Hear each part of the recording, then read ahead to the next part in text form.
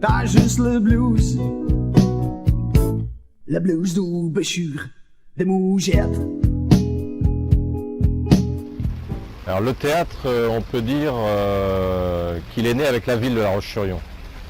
La Roche-sur-Yon a été donc décidée par Napoléon Ier, qui avait été sacré empereur 7 jours plus tôt. Donc il approuve donc en 1805 le plan de la nouvelle ville, qui reste à construire bien entendu. Et dans ce plan initial, il y a ce qu'on appelle une comédie, qui est située donc sur la place principale, la place centrale, actuelle place Napoléon. Parce qu'une ville sans théâtre, ça n'est pas une ville. À l'époque, toutes les villes plus ou moins importantes disposent d'un théâtre. Finalement, donc, le théâtre va être installé à la fin du Premier Empire dans les halles de la ville. Le lieu situé aux halles était trop petit et surtout en très mauvais état.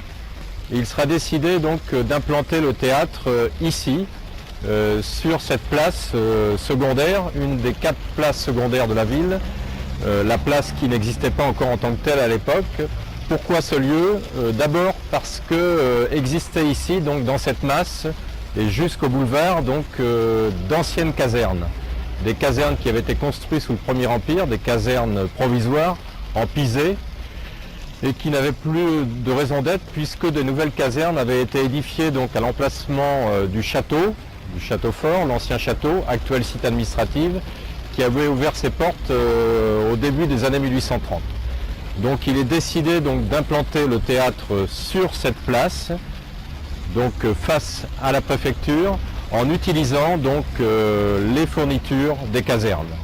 Donc le théâtre est municipal, donc il sera construit par la municipalité et donc financé comme l'hôtel de ville par la municipalité, ce qui n'est pas le cas des principaux autres bâtiments publics qui seront financés donc par l'État. Donc ce théâtre va commencer à fonctionner donc en 1845. Il y aura des travaux importants en 1888. Auparavant, donc dès 1874, c'est le premier équipement public qui est doté de l'éclairage au gaz. L'affectation du théâtre va un peu changer, même s'il accueille toujours des compagnies en tournée, puisque donc il sera affecté et transformé en cinématographe à partir de 1920 et jusque dans les années 70.